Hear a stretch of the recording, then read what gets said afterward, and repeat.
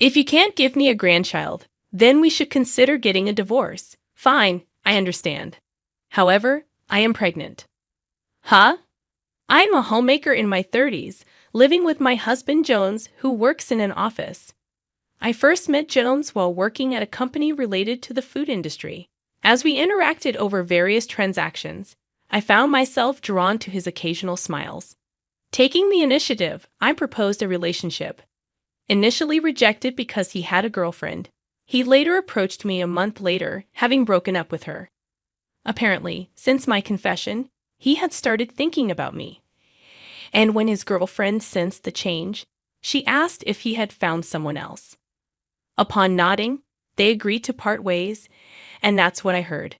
Feeling guilty for causing their breakup, Jones reassured me, saying it probably wouldn't have lasted long anyway. After 3 years of dating, we got married. Jones expressed his desire to have children after marriage, asking me to stay at home to support him and our future family. At that time, I wasn't enthusiastic about continuing my job in a somewhat toxic company, so I quit to become a full-time homemaker. Transitioning from a working woman to a homemaker was more challenging than I expected, but our newlywed life was smooth, and I was consistently happy. Every day was filled with joy, and the absence of any mother-in-law issues was a significant relief. Jones's family home was just a 10-minute walk from our apartment, adding to the overall harmony of our lives. Initially, I was concerned that his parents might frequently visit and hassle me, but those fears were unfounded. His parents turned out to be very kind. Whenever I had a small question, they would come all the way to our home to explain it gently and kindly. Surprisingly, they never complained about our childlessness. Instead, they expressed sentiments like, "You are even dearer than a grandchild. We only have men in our family, and I always wanted a daughter. Please let us pamper you like our real daughter." I grew very fond of Jones's mother, Carol. Although Jones's father, Tom, was a man of few words, I found him to be reliable and trustworthy. However, this heartwarming relationship only lasted for the first few years. As time passed, the attitude of his once kind parents began to change. Gradually, Tom became even more reserved, and Carol underwent a significant transformation. I started suspecting her of having a dual personality, or perhaps this was her true self all along. To quantify her change, if she was at a plus 100 before, now she seemed to be at minus 100. The warmth and kindness were replaced by a harsh demeanor. Living nearby, Carol started visiting our house frequently, nagging me in Joan's absence. She repeatedly urged me to show her the face of my grandchild soon. Emphasizing that it's a wife's duty, she rushed me to have a child, stating, "Children are a gift from heaven. You don't have to try hard. You'll conceive naturally when the time comes, so don't rush." Furthermore, Carol began pressuring me by citing other families, saying things like, "The family over there recently had a baby, and the woman next door is also pregnant. What about you?" Regardless of how much Carol pressed me for a grandchild, it seemed meaningless if Jones wasn't ready. At the start of our marriage, he expressed a desire for children, but within a year, he had completely lost interest. Even my attempts to initiate were met with declines, with responses like, "I'm tired, maybe next time," or "Don't interrupt my gaming." Despite my attempts to explain this to Carol, she seemed not to understand and continued to pressure me, increasing my stress each day. Unable to endure her relentless pressure any longer, I confided in Jones about the strain I was facing to have a grandchild. His response was somewhat reluctant. "I don't think we need to rush this, you know." However, he agreed to increase our intimate time together. Despite our joint efforts, conceiving proved elusive. Throughout this period, Carol continued hurling insults, blaming our inability to conceive on me not trying hard enough. At times, I suspected that the stress accumulated from her constant pressure might be affecting our chances of conceiving. Unable to withstand the pressure any longer, we as a couple decided to undergo fertility treatments. Thinking I could finally breathe a sigh of relief, I found myself faced with a new problem, Jones. Since starting fertility treatments, he became increasingly cold, retreating to his room to play video games upon returning from work and ignoring my attempts at conversation. While his irritability over my spending on hobby supplies and taking out his work stress on me might have been tolerable, he escalated his behavior. He would quickly lose his temper, repeatedly saying one-sided things like, "Who do you think is providing for you, you freeloader?" This continued despite my efforts to explain that I quit my job based on his wishes. One day, when Jones should have been going to work, I found him playing video games at home. When I asked him about going to work, he casually replied, "I quit," shocking me. Inquiring about the reason behind this decision, I received no explanation. His only response was to lose his temper, bluntly stating that it's none of my business. I was disgusted by his uncooperative attitude, but I felt there was nothing I could do since he had already quit his job. I wasn't initially panicked about finances, thinking we could manage somehow by relying on unemployment benefits and dipping into our home savings for a while. However, the realization that he had no intention of finding a new job began to stress me out. Jones, having quit his job, spent his days at home from morning to evening. I hoped he would go out once in a while, but gaming seemed to be his only hobby. Aside from the occasional trip to the convenience store for cigarettes, he was constantly immersed in video games. Compared to when he was a working man, the time we spent face-to-face as a couple increased dramatically. In the early days of our relationship, I might have seen this as an opportunity for more affectionate moments. However, with him going from a +100 to a -100, much like Carol, this increase in face-to-face time meant that our arguments as a couple were also on the rise. Gradually, we realized that even simple conversations were becoming stressful, and we stopped conversing almost entirely. I began questioning the point of continuing this married life. The once promising relationship now seemed to be reaching its limit, prompting me to contemplate finding a way to escape the current situation. One day, finally fed up with Jones loafing around at home, playing games all day like a child, I confronted him. I told him, "You're not a kid. Stop playing games all the time and start looking for a job." To my surprise, his response was unexpected. He casually mentioned, "Oh, by the way, my mom told me that if we can't have a baby, we should get a divorce." In an unexpected turn of events, I found myself feeling grateful to Carol. Despite planning to share the news of my pregnancy with Jones that night, I decided against it. Now, it seemed like the right decision. With this revelation, I saw an opportunity to escape from both Carol and Jones. Nonchalantly, I said, "Okay, got it. Here are the divorce papers."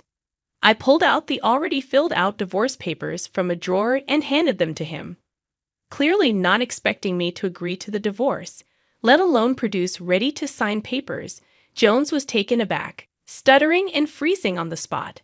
His usual domineering attitude was nowhere to be seen. He looked dumbfounded. Observing his reaction, Jones seemed to want to say something. However, convinced that he couldn't disregard what his mother had suggested, he went ahead and signed the divorce papers. Continuously sneaking glances at me, he seemed unsettled. Later, we gathered to discuss matters like property division. Surprisingly, we didn't have much in terms of assets to worry about. In reality, Jones often splurged on his hobbies. Not only did he play games at home, but he also seemed to have spent a significant amount of money at game centers. Despite his previous complaints about my spending habits, it turned out that he was the one with more reckless financial behavior. The concept of saving money was non-existent for him. He hadn't saved any money since before we got married, and nothing had changed even after our marriage. Consequently, we had no assets to divide. Realizing this, I thought the discussion was over.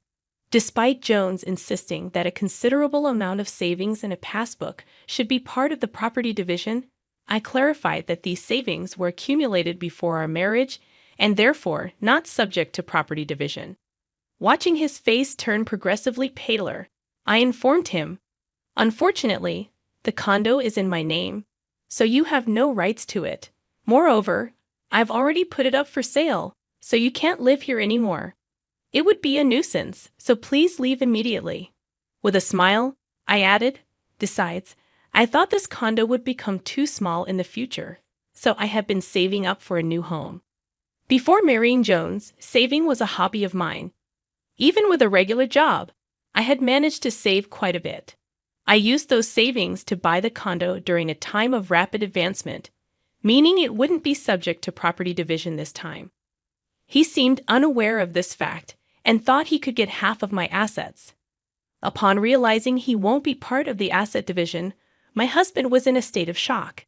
Despite continued discussions, he couldn't recover from his shock. Since there wasn't much to talk about anymore, the discussion ended quickly, and I submitted the divorce papers at the city office. Our divorce was finalized without a hitch. A few months later, with the support of my parents, I went back to their home and safely gave birth to a healthy baby boy named Ethan, borrowed from the Bible. Now I spend fulfilling days with my loving child and parents. Of course, I haven't informed Jones because if I do, I'm sure Carol would barge in demanding to have my grandchild. On the other hand, Jones, who was evicted from the condo, went back to his parents' home. It seems he has become a recluse due to the shock of the easy agreement to the divorce. Occasionally, when he goes out, his appearance seems so suspicious that he often gets stopped by the cops. It appears quite pitiful.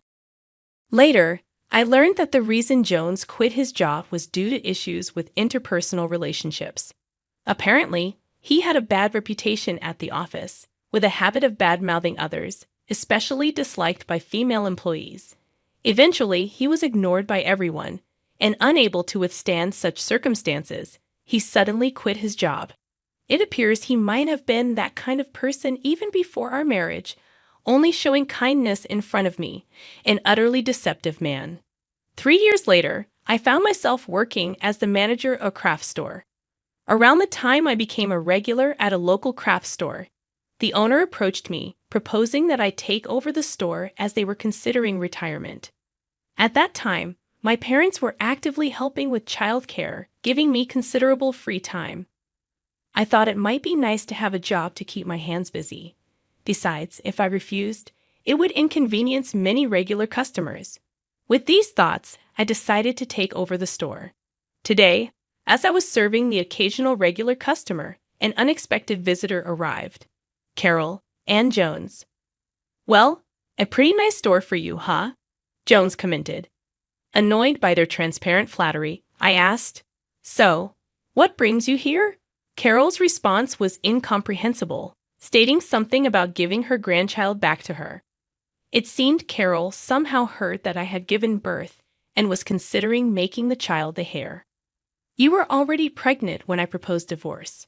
Why did you keep it a secret?" "If I had known, I wouldn't have gone through with the divorce." Jones started blaming me. "I'd obviously kept quiet because I wanted the divorce. I knew you guys would use any means necessary to prevent the divorce if you found out I was pregnant," I retorted, glaring at Jones and Carol.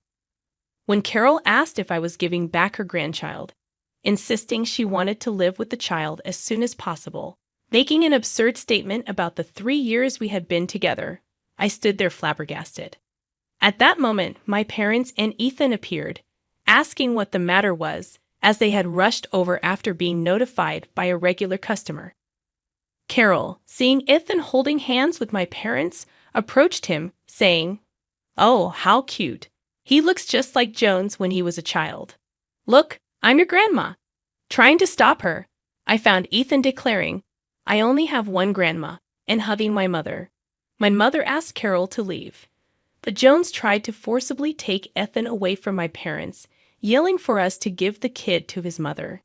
Standing in front of Jones to protect Ethan, I was easily pushed aside due to my physical weakness. Just as Jones was about to grab Ethan's arm, my father executed a perfect shoulder throw, sending Jones flying into the air.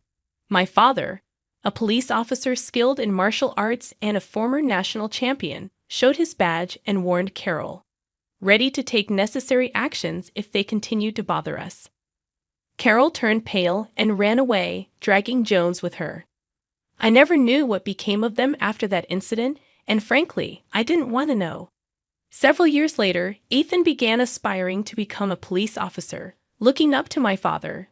He declared, "When I grow up, I'm going to be a police officer too, so I can protect Mom."